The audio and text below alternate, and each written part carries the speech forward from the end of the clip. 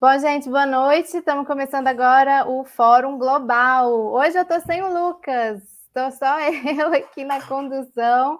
Espero estar à altura. Nosso Lucas está com férias aí merecidas, descanso merecido.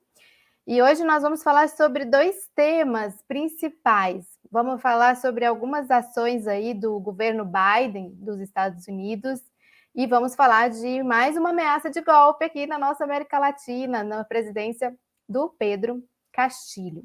Então, nós vamos falar um pouco sobre como o governo Biden está conduzindo isso que ele está chamando aí de cúpula da democracia, que vai acontecer daqui uns 2 dias, nos dias 9 e 10. Que história é essa do boicote diplomático dos Estados Unidos aos Jogos de Inverno de Pequim? E vamos falar de alguns outros temas mais laterais, mas esse é um dos temas principais desse confronto, né, ou dessa renovação de um conflito Estados Unidos e China a partir desses dois eventos, da Cúpula pela Democracia e dos Jogos de Inverno de Pequim. E vamos falar também de América Latina, vamos falar do que está sendo votado hoje lá na Assembleia Nacional do Peru, é uma possível admissibilidade de um processo de impeachment, que lá eles chamam de vacância da presidência. Nós vamos ter aqui a Vanessa Martina, nossa convidada, para falar sobre o tema. E aqui nessa parte sobre os Estados Unidos, nessa nossa primeira etapa, nós vamos ter um doutorando da USP de RI, autor de livros, o Pedro Costa. Eu não sei se ele já está por aí, Guilherme. Se o Pedro já estiver por aí, pode. Aí, Pedro Costa. Obrigada, Pedro, por partilhar aqui essa bancada comigo. Eu sei que nós estamos aí em dias muito corridos, né? Todos nós. Fim de ano, normal, para todo mundo. E eu queria isso, eu queria que você compartilhasse aqui comigo uma leitura sobre essa reta final desse ano, de 2021, para o governo Biden. O Biden, já desde o começo de 2021, né? Ele já tinha anunciado que estava, né, nos planos a realização desse evento, né? Essa cúpula pela democracia. Eles convidaram umas 110, pelo que eu vi, lideranças mundiais, de uma forma completamente discricionária, tipo assim, nós dizemos quais são democracias e quais não são democracias. Então, esse aqui não é, por critérios assim que a própria imprensa norte-americana está assim questionando muito, né? Que critérios são esses? E tem um convite que é um convite bombástico e que incomodou os chineses profundamente, que é o convite a Taiwan. E, ao mesmo tempo em que eles fazem esse convite a Taiwan, eles anunciam um boicote diplomático aos Jogos de Inverno de Pequim. Né? Os Jogos de Inverno têm o mesmo tamanho, magnitude dos Jogos de Verão, das Olimpíadas, dos Jogos Olímpicos. Talvez não para nós, Brasil, que não somos um país que não temos tanta tradição nos esportes de inverno, mas quem conhece bastante esses outros países sabe como os Jogos são importantíssimos, inclusive para os próprios atletas norte-americanos. Né? Então, eles passaram aí todo ano. Eu lembro que lá ainda, antes de terminar o governo Trump, já tinha essa discussão sobre esses jogos, como se daria o boicote. Se seria com os atletas indo ou os atletas não indo. E acabou que eles encontraram uma solução, é de que os atletas vão participar, vão jogar, mas zero gente do governo vai, né, aos jogos, nenhuma autoridade, e estão... Eu conversei com autoridades chinesas, inclusive aqui do Brasil recentemente, diplomatas, me disseram que estão fazendo um jogo sujo, digamos assim, os Estados Unidos na denúncia aos jogos. Bom, enfim, falei bastante aqui, quero abrir para você fazer os seus comentários de como vai se renovando, né, esse conflito e essa animosidade entre Estados Unidos e China, que passam a ser uma marca, né, desse último período, inclusive independente do governo, né, se é governo Trump ou governo Biden, a China é o inimigo número 1, né? E obrigada por estar aqui. Imagina, obrigado, Ana, prazer estar contigo. Né? Tem um texto, eu estava aqui pensando, tem um texto do professor Beluso, meu professor, que chama Esperanças do Passado. Eu estava vendo você e o Brizola antes aí, né? Uma Prestes e um Brizola, e pensando nisso, né? Muitas vezes a esperança a gente tem que tirar do passado, né? A gente tira muitas vezes do passado, se tira esperança. Vendo um Prestes, né? Uma Prestes e um Brizola, a gente alimenta esperança. Então é um grande prazer estar aqui. Eu acompanho muito o seu trabalho, Ana. Você tem cumprido um papel fundamental, né? Nesses tempos aí que, tomara Deus, sejam de virada, né? Bom, você toca em elementos essenciais aí, né? Então, eu vou começar com uma chave que nas relações internacionais ficaram conhecidas pelo Joseph Nye, né? Um pensador, inclusive até, né, liberal, que ele trata, vou usar uma expressão aqui, não gosto muito de usar as expressões em inglês, mas nas relações internacionais isso é meio comum, que é o soft power, né? Que é um poder mais de influência. Depois até já tem umas derivações mais, digamos, sofisticadas, né? Já se transformou em smart power, né? Smart power. Enfim, mas que, na verdade, a gente pode, para resumir aí para os nossos telespectadores e ouvintes, né? Seria mais ou menos assim, né? O poder duro e o poder brando. Né? O poder do porrete e o poder da cenoura. Né? Você tem o poder militar, as sanções econômicas, né? Os canhões de um lado e sanções econômicas, e do outro lado o poder de influência. E o poder de influência passa muito pela diplomacia, né? Pela política, inclusive pela cultura, obviamente, né? Hollywood, né? Como um grande exemplo, a indústria cultural, a música e o esporte. Então, vamos lembrar o que foi toda a batalha durante a Guerra Fria por medalhas nas Olimpíadas, né? O que foi União Soviética e Estados Unidos, né? Batalhando. O que a gente vê hoje, né, como reflexo aí nas últimas Olimpíadas, como é que a China foi gradativamente ocupando o papel da União Soviética nessa batalha pelo quadro olímpico. Isso é muito interessante. Eu tenho um aluno que fez uma monografia, né, orientando muito interessante sobre o quadro de medalhas das Olimpíadas e a batalha da Guerra Fria e no pós-Guerra Fria. Então, ele toca muito bem nisso. Como é que a China foi ocupando o lugar da União Soviética, né, e a Rússia foi ali perdendo um pouco. Né? Ô, Pedro, você sabe que eu nasci na União Soviética, né? Não sabia, Eu Ana. nasci na Mas que União legal. Soviética. E eu ainda peguei aqueles anos 80, comecinho ali, criança, mas eu estava ali antes da derrocada, né, do colapso ali da União Soviética, e eu acompanhei como criança essa guerra por medalhas, assim, tudo girava no país sobre essa questão do esporte, né? Eu lembro que a questão espacial e a questão do esporte era, assim, uma febre nacional, derrotar os Estados Unidos, né, nos Jogos Olímpicos. Então é bem isso que você fala mesmo. Que interessante, que interessante. Claro, e todo mundo tem um pouco na memória, né? Quase que no inconsciente coletivo, digamos assim, aquele famoso boicote dos Estados Unidos às Olimpíadas de Moscou, que a União Soviética responde com um tapa de película, né? Com o ursinho chorando, né? Quer dizer, como a União Era o Soviética responde, Misha, todo mundo era o já viu ursinho isso. Misha. O ursinho Misha, exatamente. Quer dizer, muitos de nós aqui, né? Dessa geração Z, enfim, alguns ali na transição do cringe para os millennials, né? Digamos assim, nem sequer haviam nascido, mas alguém, todo mundo meio que já viu aquele ursinho e se comove, né? Porque as Olimpíadas são na própria Gênese ali, né, em Atenas, lá atrás, e depois na retomada, depois das guerras mundiais, né, é uma coisa de fraternidade mundial, né, a união dos povos, né, por isso os arcos, né, os 5 continentes, né, então é uma ideia de possibilidades humanas, né, uma ideia humanista, né, iluminista do mundo. Então, quer dizer, o boicote pega muito mal, né, e pega muito mal, ele tem um efeito meio bumerangue, né, o Wallerstein fala isso, é um efeito reverso, né, então você joga, volta contra você mesmo. Então, quando os Estados Unidos fazem esse boicote, pega muito mal para os Estados Unidos. No ponto de vista dos nossos estudos, quer dizer, como foi ali, né? Ursinho chorando, quer dizer, não foi bom não foi contra a União Soviética, foi contra os Estados Unidos, né? Aquele boicote, percebe?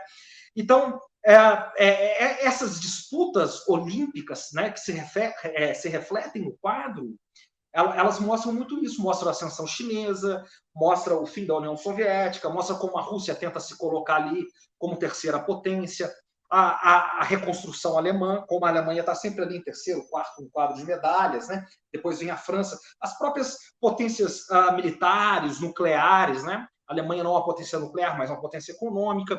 Mostra muito interessante, Ana, se você me permite, a potência esportiva que Cuba se tornou. Cuba sempre, nos pan-americanos, aqui uma potência, e enquanto a União Soviética bancava Cuba, e até hoje, né, a gente viu aí no canoísmo e vários outros esportes isolados, né, como Cuba, né, além, claro, da medicina, da educação e de vários outros setores públicos, que Cuba é uma referência mundial, né, uma referência para todo o sistema mundo, claro, e tem todas as mazelas que tem, por outro lado, mas se tornou também uma potência esportiva, porque é fruto, Cuba é uma expressão crua da Guerra Fria. Né? Então, tudo isso vai remontando. E o que o Biden tenta fazer, só para fechar essa primeira fala, né, é retomar um pouco essa ideia de uma segunda Guerra Fria. E isso que está por trás desse boicote, né, que essa guerra entre Estados Unidos e China agora, essa segunda Guerra Fria, que os chineses evitam, isso é muito importante, né? Os chineses não querem cair nessa armadilha de Segunda Guerra Fria, mas os Estados Unidos vêm com essa narrativa, que dá uma ideia também de espalhar uma sinofobia pelo mundo, né?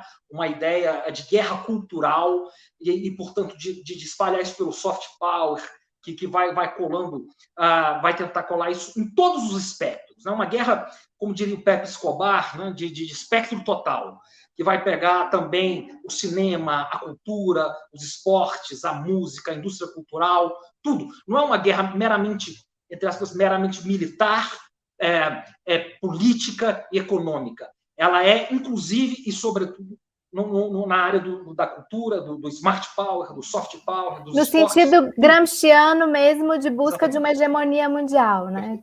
Perfeito, é isso. Eu acho que esse é o primeiro, digamos, big picture, né? Desculpa as expressões, mas é o primeiro grande quadro que nós temos. Muito bem, é isso mesmo. E agora, a gente fez um programa aqui na Fórum Global com Elias Jabbour, em que a gente falou muito sobre a questão. Você viu, né?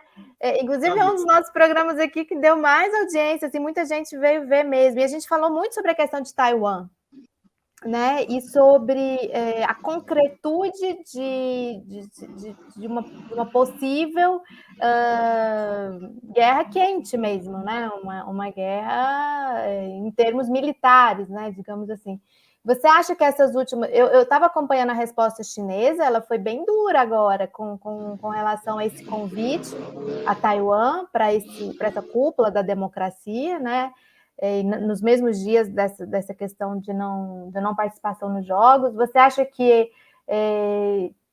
há essa possibilidade mesmo de se partir para uma escalada tão grande em que Taiwan pode passar a ser palco, né, de uma disputa em termos militares mesmo, para valer desse grande cenário, essa big picture, né, que você descreveu? O Elias é brilhante. Eu tive numa mesa com ele também há uns 40 dias atrás. Eu vi que vocês organizaram um livro juntos, né, de teoria das RI, foi brilhante também. E ele lançou um livro sobre China agora, né, um dos maiores especialistas em China que a gente tem na América Latina. Bom, tem alguns elementos a serem analisados. Essa pergunta sua é muito complexa, né? Quer dizer, ainda na sua primeira fala, né? Quer dizer, do ponto de vista dos Estados Unidos, é muito importante uma coisa que você colocou, que a política dos Estados Unidos não é uma política de governo com relação à China, é uma política de Estado. Então, não interessa se é Biden, não interessa se é Trump, não interessa se são democratas ou republicanos. A próxima década dos Estados Unidos, os próximos 20, 30 anos, eles estão condenados a combater a China. A China vai ser, já é líquido e certo, a maior economia do sistema mundo. Isso é inexorável. E ela é o grande desafio hegemônico dos Estados Unidos. Né?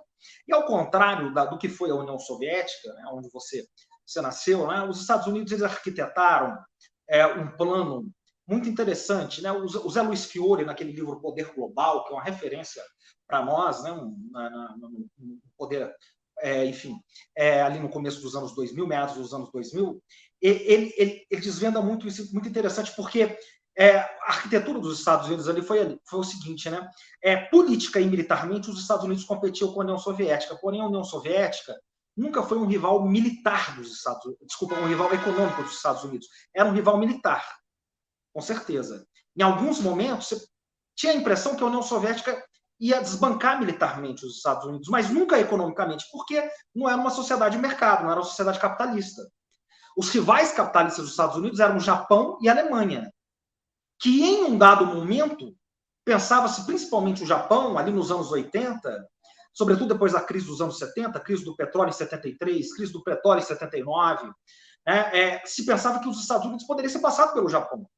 Giovanni Arrighi chegou a pensar isso, né? Então, só que o Japão e a Alemanha sempre foram protetorados militares dos Estados Unidos. Eles não puderam desenvolver, até hoje não tem arma nuclear. Então, eles nunca foram um rival militar e político dos Estados Unidos, só um rival econômico.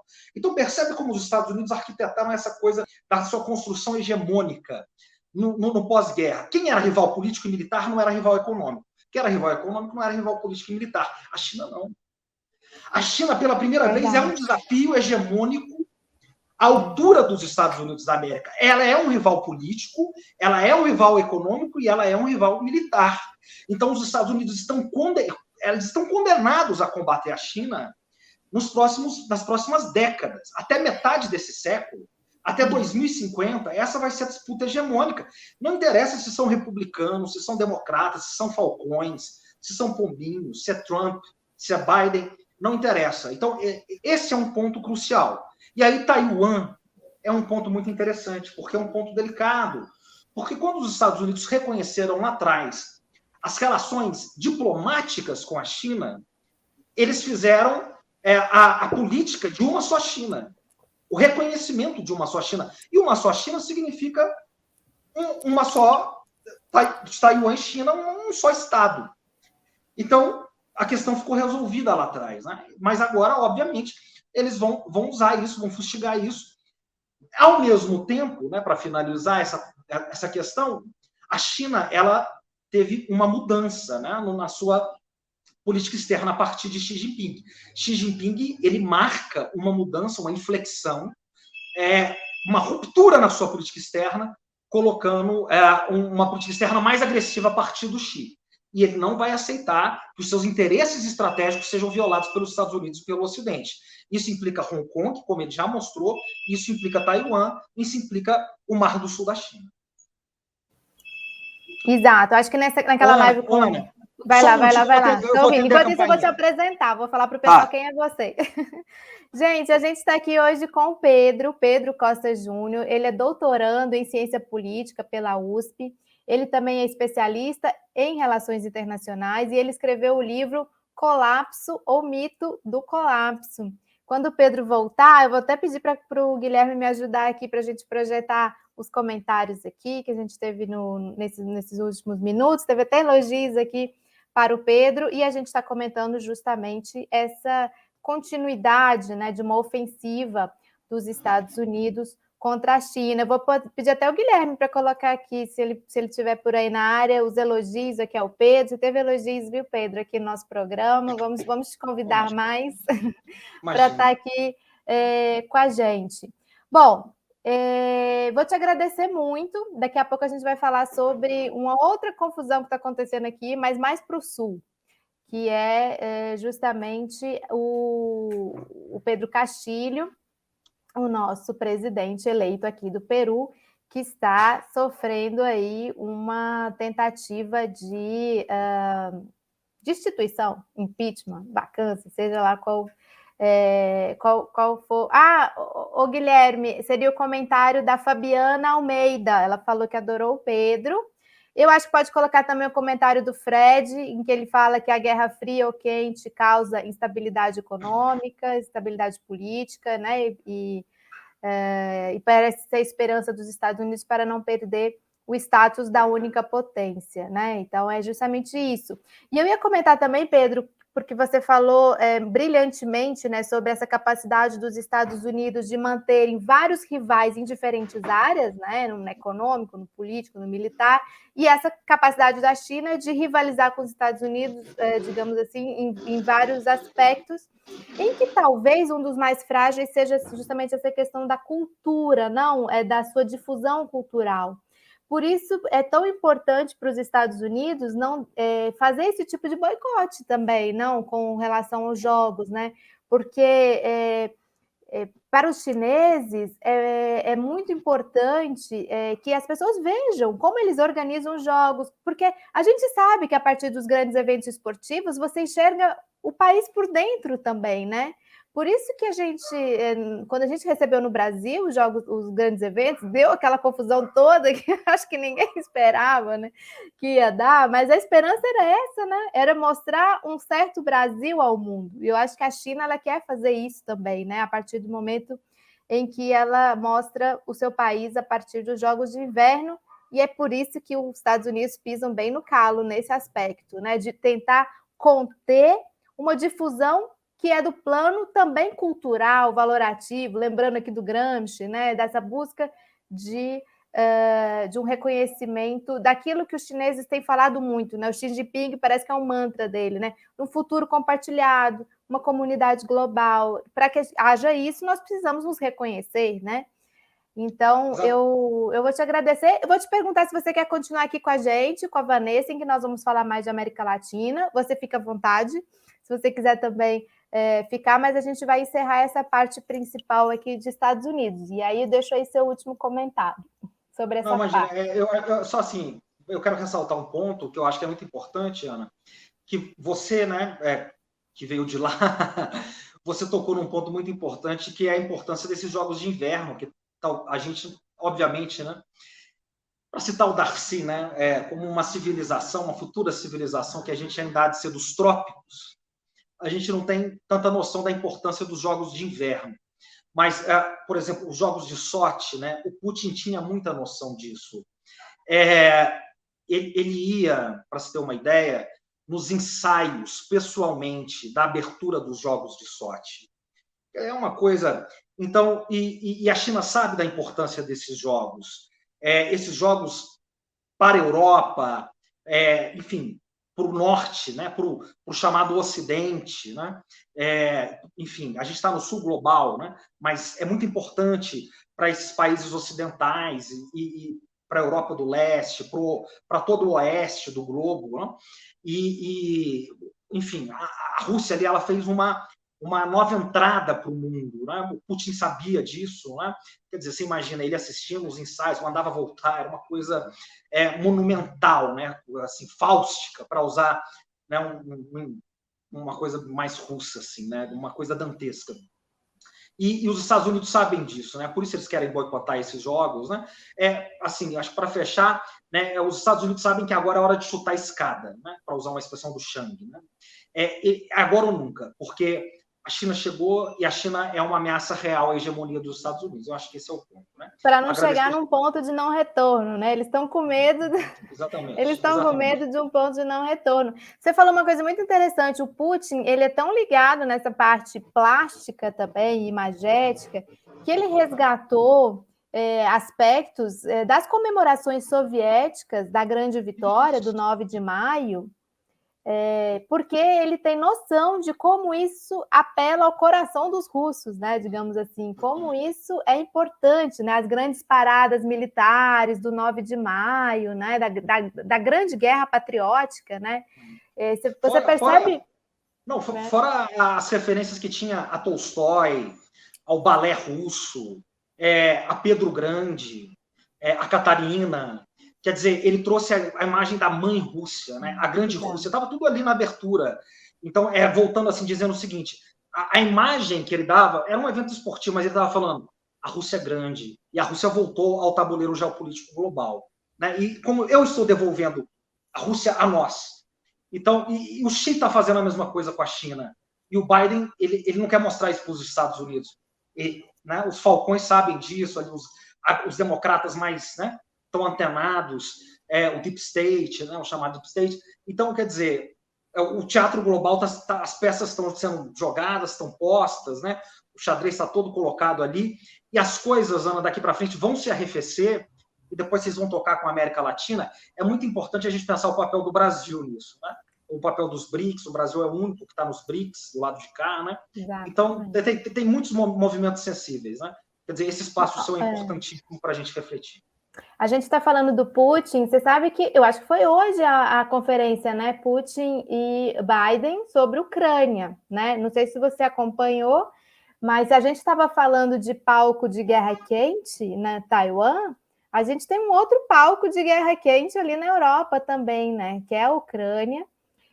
Não sei se você está acompanhando aquela questão da fronteira ali também com a Polônia e a Bielorrússia, né? Da questão dos refugiados. Ali está uma situação bastante complicada. A gente pode até marcar um outro programa para a gente falar especificamente sobre esse tema. Você começou a falar de Rússia, dos czares, de tudo. Eu sou apaixonada por essa história do Tolstói, toda a cultura russa, e então a gente poderia ficar aqui um tempão conversando só sobre isso. Acho que a gente pode combinar de fazer um programa também sobre esse tema, né? O papel da Rússia. O Putin também acabou de ter uma reunião super importante com o Narendra Modi, mostrando a aliança que está sendo fortalecida. Sabe uma coisa que eu tenho percebido, e aí fica aqui como provocação para os nossos futuros programas aí, que dentro do BRICS, o BRICS parece que ele perdeu uma força como bloco em si, mas dentro dele estão acontecendo muitos movimentos importantes, né? A aproximação China e Rússia, que é clara, né? Inclusive, tem uma reunião muito importante em setembro do ano passado, 2020, em plena pandemia, né, das duas chancelarias, em que elas firmam acordos muito importantes. E agora essa movimentação Putin com o Modi, porque a gente sabe que a China está no momento de tensão com a Índia, então a Rússia tem cumprido esse papel de neutralizar a influência dos americanos com relação à Índia, né? Porque a gente sabe que o Trump se aproximou também muito do Modi. Não é à toa essa amizade toda do Bolsonaro, que o Bolsonaro tentou forjar também, forçar com o Modi, né? Isso foi orientação dos Estados Unidos. E o Brasil muito isolado, né, dentro do BRICS, e a África do Sul com problemas bastante sérios internos também, até para poder jogar mais esse papel. Então, China e Rússia fazendo um papel muito importante aí dentro do BRICS, né? Vou deixar esse último comentário contigo, e aí a gente vai chamar a Vanessa. Maravilha. Eu vou jogar, então, aí uma seta para o nosso próximo encontro, né? Porque eu acho que esse é um movimento fundamental hoje. Quer dizer, é mais uma diferença da política externa dos Estados Unidos da Guerra Fria para hoje, né? Na Guerra Fria, o que o Kissinger, que foi o grande arquiteto da política externa dos Estados Unidos no século XX, né? Da, digamos, política externa exitosa dos Estados, vencedora dos Estados Unidos na Guerra Fria, o que ele fez muito bem foi quando ele notou que a China, ela se distanciou, a China do mal, né? Do Mao Tse-tung, ela se distanciou da União Soviética. O que o Kissinger fez foi, ali nos anos 70, junto com Nixon, ele se aproximou da China. E aí ele isolou a União Soviética. Né? Você pode falar isso melhor do que ninguém aqui. Então, a China ficou do lado, assim, ela se aproximou dos Estados Unidos e a União Soviética ficou isolada. E né, quando ela ficou isolada, então os Estados Unidos tinham ali dois aliados que eles derrotaram na União Soviética na Segunda Guerra Mundial e reconstruíram, que é exatamente o Japão e a Alemanha, que eles impediram de ser rivais militares, como a gente vinha dizendo, e trouxeram depois a China para o jogo, que depois veio a ser o grande rival.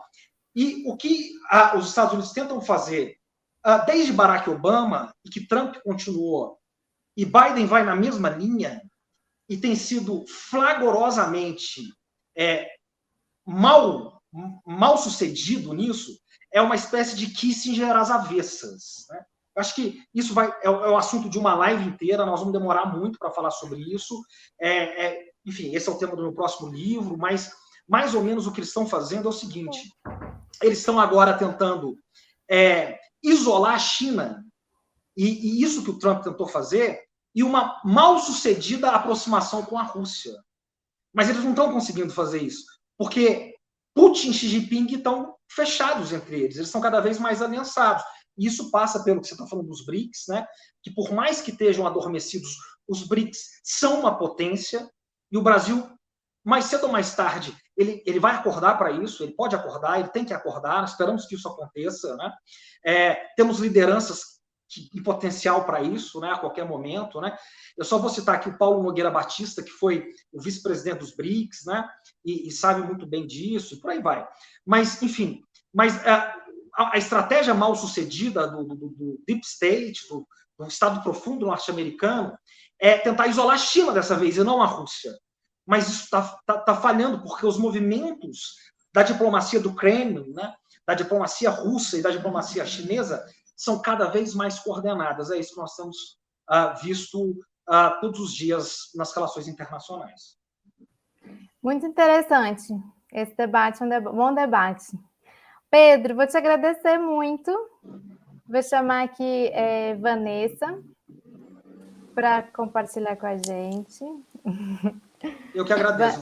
Ai, meu Deus, agora eu não te ouço. Espera aí, rapidinho que eu... Vanessa está especialista em Pedro Castilho, em Peru Livre. Alô, alô. Tá nos ouvindo, Vanessa? Espera aí que eu vou sair e entrar rapidinho. Você quer ficar com a gente ou você vai partir? Eu vou ter que sair porque eu tenho um compromisso, mas olha, estou muito feliz de ter participado com vocês. Eu sou um admirador do seu trabalho há muito tempo, né? De repente a gente marca uma live com o Elias também, para ele trazer mais coisas da China, meu grande amigo, parceiro. E a Vanessa aí também, um grande abraço. Muito obrigado. Viu? Eu vou marcar com o Elias. Ei, Vanessa. Maravilha. Vou marcar com o Elias, Pedro, para a gente conversar sobre BRICS, talvez. Hein? Aí a gente pega todo esse circuito. Muito obrigada, Vanessa. Vamos dar tchau para o Pedro, porque a gente vai pular lá do outro lado do mundo, aqui para a América do Sul. Oi, Pedro. Tchau, Pedro. Prazer. Oi, Vanessa. Tchau, Vanessa. Prazer. Boa noite. Boa noite. Gente. Vanessa, o que está acontecendo? Nosso Pedro Castilho sobrevive ou não a essa tentativa de impeachment? Oi. Oi, gente. Muito boa noite para vocês. Boa noite, Ana. Então, as coisas mudaram de ontem para hoje. Ontem a gente estava conversando, né, sobre isso e as expectativas não eram muito boas, mas Pedro Castilho trabalhou, hein? Olha, o homem trabalhou. Passou a noite aí, passou a tarde de ontem, o dia inteiro fazendo política. Hoje também passou o dia fazendo política e conseguiu reverter aí a perspectiva. O que se está votando no Peru hoje é a moção de vacância, ou seja, como se fosse a admissibilidade do impeachment.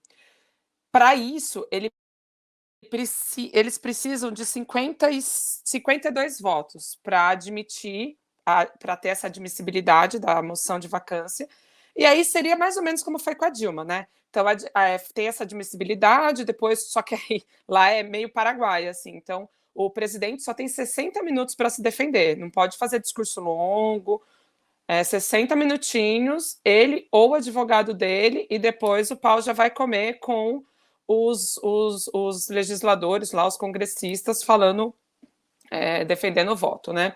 Mas o que aconteceu?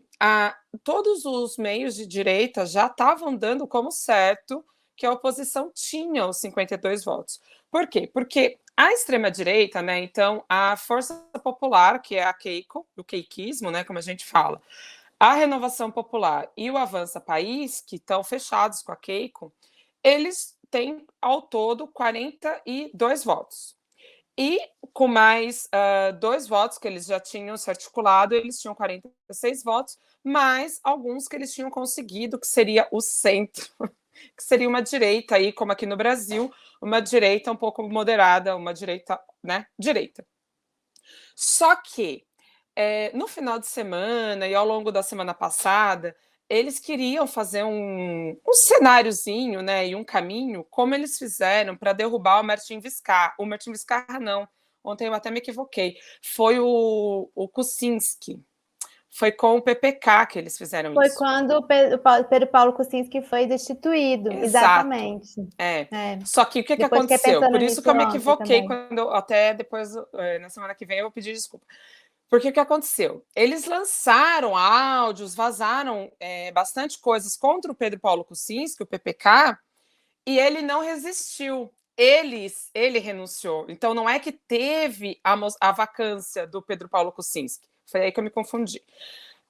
Então, eles quiseram fazer o mesmo roteiro. Só que o que aconteceu? Os áudios contra o Castilho era uma furada, completamente fake. Então, o que deveria ser assim um grande estouro no final de semana para ter aquele apelo para os congressistas que estavam ali em dúvida, que são, segundo uma apuração aqui do jornal El Comércio, são 22 parlamentares que estão em dúvida. Então, esses parlamentares viriam junto com o queiquismo, né, com a Keiko. Só que eles provavelmente não virão. Então, hoje, já mudou totalmente o cenário. A ideia... Como é importante a cadeira presidencial, né? Na hora de você articular. Então, o que acontece? Mesmo ontem, a ideia é que não haviam os 87 votos para o impeachment, né? Para derrubar o Castilho. Então, eles iam votar a moção de vacância para fragilizar mais, esticar a corda, que é o que eles estão fazendo. Eles estão desgastando de todos os lados. E para começar os debates, né? E para começar os debates oficialmente, né? Então, mas aí você vai desgastando, porque eles não têm os 87 votos. Mas aí começa mas eles esperam conquistar, né? A mídia fica falando. E assim, Ana, em 4 meses, a aprovação do Castilho, a reprovação, desculpa, foi de 16% para mais de 60%. Porque ele não sai da mídia com coisa negativa. E aí, o que conseguiram fazer também para hoje? Que tá uma confusão. Eu fiquei aqui, tipo, gente, o que está acontecendo?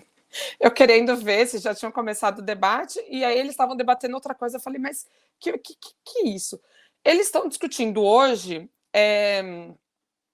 o ministro de Educação, então eles estão com uma moção de vacância do ministro de Educação. Para hoje também, sabe? Então, qual que é a estratégia agora? Eles estão derrubando ministro após ministro para dizer que o Castilho não tem competência, que ele é inepto para o cargo que ele está ocupando. E aí supostamente o que aconteceu é que teriam vazado dados da prova dos professores, de avaliação dos docentes. Entende? Então, assim, é crise atrás de crise. A gente pode ficar aqui a noite inteira conversando sobre esses pequenos detalhes de todo o governo que eles vão puxando. É uma reunião na casa oficial com empresários, é dinheiro usado do governo de Junin, que o Vladimir Serron era o governador para investir. Eu já vi vários argumentos. A questão dos militares, que eu fui ver, é uma coisa... Eu também não entendi direito aquilo. Eu só vejo assim, a promoção dos militares. Eu não entendi supostamente ele teria beneficiado militares de esquerda para ser promovido. Não tem prova. No fundo, tudo isso só é revelação de algo mais estrutural, né? Que realmente isso só vai provando que realmente o Castilho ele vem da massa mesmo, vem do povo, vem de um conjunto de grupos políticos que estavam alijados desse espaço de poder e chegam num espaço de poder totalmente hostil. Eles chegaram na cova dos leões, eles estão na cova dos leões. Estão sendo comidos agora, pelos leões. O positivo é que ele teve o esperado reencontro com o Vladimir Serron, que é o líder do Peru Livre, que eles estavam brigados. O ex, né? Que saudade do meu ex, eles estavam brigados. Então, ele se reencontrou com o presidente do partido dele. E o Vladimir Serron disse que, apesar das desavenças e tudo, essa moção era somente para desestabilizar o governo. E é pior, né? Não é para derrubar o presidente, é para derrubar a democracia. Então, estão de acordo e o Peru Livre vai totalmente contra essa moção.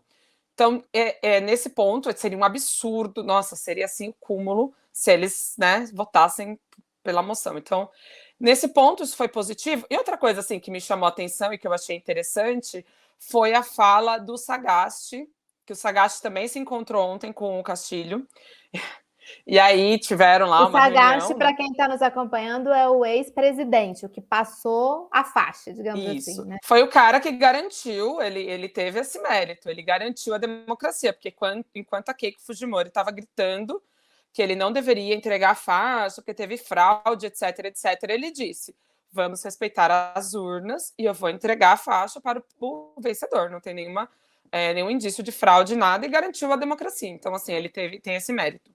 E aí o Sagasti foi e disse que... Perguntaram, né, sobre o que eles falaram, e ele disse que conversou sobre o Castilho, sobre como gerenciar uma crise na presidência. E assim, gerenciar a crise na presidência do Peru deve ser uma aula e tanto, né, porque crise ali é o que não falta. Então, assim, é isso. Não há... Eles vão votar ainda hoje, né? Então, não É isso que eu há ia te nenhuma previsão. perguntar. O que a gente pode esperar? Essa votação vai entrar hoje pela noite? Como que vai Vai ser? começar logo que encerrar essa outra moção aí do ministro da Educação, mas vota hoje ainda. Não sei se já termina hoje ou se encerra pela madrugada. Mas tem isso. Agora, paralelo a essa, tem também uma outra... Enfim, tem várias, né? Não vou ficar entrando em cada ponto aqui, mas estão cercando totalmente o Castilho por todos os lados pelo lawfare, né? Guerra judicial por todos os lados. Eu vi uma questão da Defensoria Pública também, né? Que estão fazendo Então, estão perseguindo também hoje, sabe? Tudo hoje para fazer essa pressão. Então, estão perseguindo o Bruno Pacheco por suposto tráfico de influência, que tem a ver com a tal da Carolyn Lopes, que é uma lobista. Então, sabe? Mas é assim, uma chuva de fatos hoje inundando a imprensa para meio que justificar. Só que fez água, hoje não vai dar. Mas assim, o que alguns analistas da direita, assim, o pessoal que fica dando entrevista para esses jornais grandes do Peru, é que não, é como se eles dissessem assim: não será hoje, mas muito provavelmente vão conseguir derrubá-lo. Agora, gente, só tem 4 meses de governo, sabe? E já está assim, bem, bem pesado para ele. Mas espero que ele consiga formar. Ontem alguém falava, né, na conversa no Roda Mundo, alguém falava de um centrão democrático. Não dá para saber se existe um centrão democrático, mas uma coalizão minimamente democrática que permita... Que garanta o mandato. Que garanta o mandato. Então, ele precisa arrumar uma estabilidade. E vai ser muito difícil, porque a imprensa peruana não dá trégua. Não. Vanessa, obrigada demais. De nada, querida. Eu sei que você está super corrida também. A gente vai entrar agora com o vídeo do Rogério, que é nosso colunista, que vai falar lá da Argentina. Se você quiser ficar para acompanhar com a gente, fica bem-vinda para acompanhar. Ou então, vamos correr trecho, que eu sei que você está... Eu adoraria, mas é que eu estou bem aqui no fechamento da Diálogos, então... Tá bom, obrigada. A Vanessa Martina, ela é da Diálogos do Sul. A gente participa junto também lá do programa Roda Mundo, toda segunda-feira, 19 horas, no YouTube do Ópera Mundi. E ela está acompanhando bem de perto essa questão da tentativa de destituição do Castilho. Então tem as redes dela também, quem quiser acompanhar. Obrigada, Vanessa. Obrigada, querida. Beijo para todo mundo. Tchau, tchau. Valeu. Bom, Guilherme, vou te pedir para a gente entrar, então, com o vídeo do nosso colunista, do Rogério, que está falando diretamente lá da Argentina, para ver o que ele trouxe para nós de novidade. Olá, pessoal do Fórum Global. Um prazer estar aqui com vocês de novo, trazendo notícias da Argentina e dos nossos vizinhos. A Argentina está em festa, por vários motivos, mas...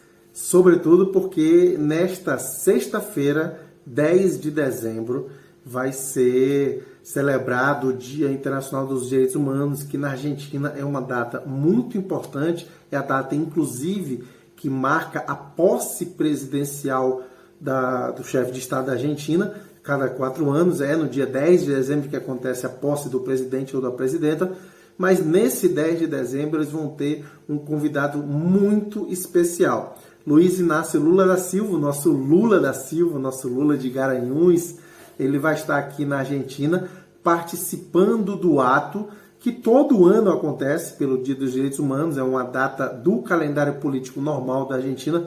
O Lula vai estar aqui para junto com o presidente Alberto Fernandes, que é amigo do Lula pessoal. Alberto Fernandes visitou o Lula na cadeia em Curitiba, e junto com Alberto Fernandes e com a Cristina Kirchner, que era presidenta da Argentina quando o Lula estava no seu mandato como presidente, eles vão estar juntos no ato, vão ser os 3 oradores do ato, que vai celebrar os direitos humanos e celebrar a reconstrução da Argentina. A oposição, ao contrário, venceu as eleições, mas está se esfacelando. Entre tantos fatos que a gente poderia citar aqui, o Fórum Global, certamente vocês já trataram disso, o Macri está finalmente caindo a proteção, o cerco a favor dele em relação aos processos na justiça, está caindo e ele está respondendo a vários processos aí. E além disso, o principal é que a UCR, União Cívica Radical, o histórico partido antiperonista, anunciou, quer dizer, na verdade uma parte da UCR anunciou que vai criar um bloco independente da coalizão de direita Juntos pelo Câmbio, Juntos pela Mudança, a coalizão de direita tradicional, a maior coalizão da direita, a grande oposição ao governo do Alberto Fernandes, que venceu as eleições, repetindo, em novembro. Esse racha é um sintoma importante do clima da oposição, que não tem unidade, não tem liderança capaz de unificar os seus vários grupos, suas várias correntes. E no meio disso, o Lula vem aqui celebrar a sua vitória contra o judiciário que pratica o lawfare no Brasil e abraçar o Alberto Fernandes e a Cristina Kirchner. Então é isso, vamos ter o Lula aqui e infelizmente eu não vou participar porque eu estou no interior de Mendoza de férias e também tratando de assuntos pessoais aqui relacionados ao meu mestrado. Então não estarei lá em Buenos Aires para dar um abraço no Lula. Um grande abraço para a turma do Fórum Global, nos vemos na próxima semana. Obrigada, Rogério. O Rogério falou dessa data importantíssima para os argentinos, que é a questão do Dia dos Direitos Humanos, e ele não citou uma coisa, que depois eu até vou comentar com ele, que eu vi uma notícia hoje, que pela primeira vez na história, a Argentina, o governo da Argentina, vai presidir o Conselho de Direitos Humanos da ONU por um ano, né, ao longo do ano de 2022, e eles fizeram muita festa também por isso. Realmente o tema dos direitos humanos é muito importante para os argentinos. Bom, gente, a gente vai caminhando para o final do programa e eu queria agradecer muito todo mundo que participou aqui hoje. Eu vou pedir até o Guilherme para me ajudar, o Fred Dreyfus, que participou aqui com a gente hoje, a Fabiana Almeida, que a gente já falou também dela aqui, dos elogios ao Pedro. Ela me elogiou também, elogiou aqui os nossos comentários. A Magnólia, que também participou. A Ângela Maria de Freitas. O Paulo César, que eu achei interessante, que ele falou que a gente precisa do Pedro aqui outras vezes no fórum. Vamos tentar chamar o Pedro outras vezes. A Dice Conrado, que também está aqui, a Veranize, que sempre está aqui com a gente também, o Luiz Oliveira, saudando aqui o Lula 2022, a Rita de Cássia Moreira, que realmente, Rita, concordo contigo, o que eles estão vivendo lá no Peru é exatamente o que a gente viveu aqui na época da destituição da presidenta Dilma. Bom, então esses são as pessoas que comentaram bastante aqui hoje com a gente. E só para a gente encerrar o nosso programa de hoje, vou deixar algumas manchetes de temas que a gente não conseguiu tratar, mas que são coisas bem importantes que aconteceram nesses últimos dias, nessa última semana. Algumas eu já comentei, a conferência do Biden e do Putin com relação à Ucrânia, o presidente de Portugal, que dissolveu a Assembleia da República e convocou novas eleições, então nós vamos ter eleições legislativas no dia 30 de janeiro, em Portugal. A líder de Mianmar, que foi condenada a 4 anos de prisão pelos militares, pelos golpistas. Eu acho, não sei se vocês estão acompanhando o golpe que houve em Mianmar. A cúpula do Putin com Narendra Modi da Índia, que eu também comentei aqui rapidamente, que também teve resultados bastante importantes dessa parceria estratégica que, para quem acompanha a geopolítica mundial, tem bastante importância. Uma notícia super interessante de hoje, que o Júlio Borges, representante do Guaidó, renunciou ao cargo de representante diplomático, ou seja, ele representou ao cargo de um governo que não existe, digamos assim, né? Então, ele reconheceu, realmente esse governo não existe, o Juan Guaidó a gente tentou aí, mas hoje não tem nenhum reconhecimento, a gente tem que encerrar esse capítulo, porque está queimando o filme, foi muito interessante, inclusive, a fala dele, e finalmente a Assembleia Geral da ONU passa a reconhecer o representante do Estado venezuelano, do governo Maduro, na Assembleia, que era uma aberração do mundo da diplomacia internacional que estava acontecendo, né? A liderança do Gustavo Petro na Colômbia, a presidência, né, nas pesquisas, ele está indo muito bem, então há um destaque aí para o seu bom posicionamento, digamos assim, uma esperança para a esquerda colombiana. O Gustavo Petro já foi candidato na última eleição, inclusive, contra o Ivan Duque, ficou apertado, né? Então, é um país bastante complicado para a chegada da esquerda, então isso dá muita esperança para a esquerda na América Latina. Números recentes sobre a América Latina também falam da fome e da falta de acesso a vacinas. A gente não teve que explorar isso aqui, mas só para vocês terem ideia, saíram essa semana números em que 30%, né, dos latino-americanos estão passando fome. Isso aumentou sobremaneira desde 2014. São muitos milhões de pessoas, 70 milhões de pessoas na mais extrema miséria e pobreza, e também há um levantamento sobre falta de acesso a vacinas aqui na nossa região, o que vai mostrando que vai ser um fim de ano muito complicado aqui para a América Latina. Houve também, esses dias, novas revelações sobre o golpe, processo golpista na Bolívia, então saíram aí documentos que mostram como a Jeanine Áñez pediu aos britânicos equipamentos militares, justamente ali para a véspera da eleição do Arce, que foi o que derrotou o golpe, né? Foi a eleição do MAS em 2020. E uma notícia super legal, assim, para a gente terminar com uma boa notícia, foi aprovado hoje no Chile, no Congresso, a legalização do matrimônio igualitário no Chile.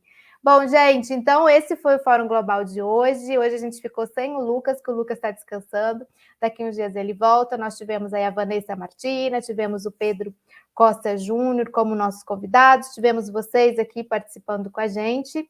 Nós tivemos aqui algumas últimas participações e a gente espera vocês na próxima terça-feira com mais um Fórum Global. Muito obrigada ao Guilherme, que está aqui nos bastidores, se desdobrando para que tudo dê certo, para que tudo saia certinho. E não se esqueçam, quem ainda não está inscrito aqui no canal da Fórum, se inscreve, divulga, compartilha, dá o joinha, dá o like aí para a gente e ajuda a gente a difundir esse programa para que ele alcance mais pessoas. Obrigada e boa noite.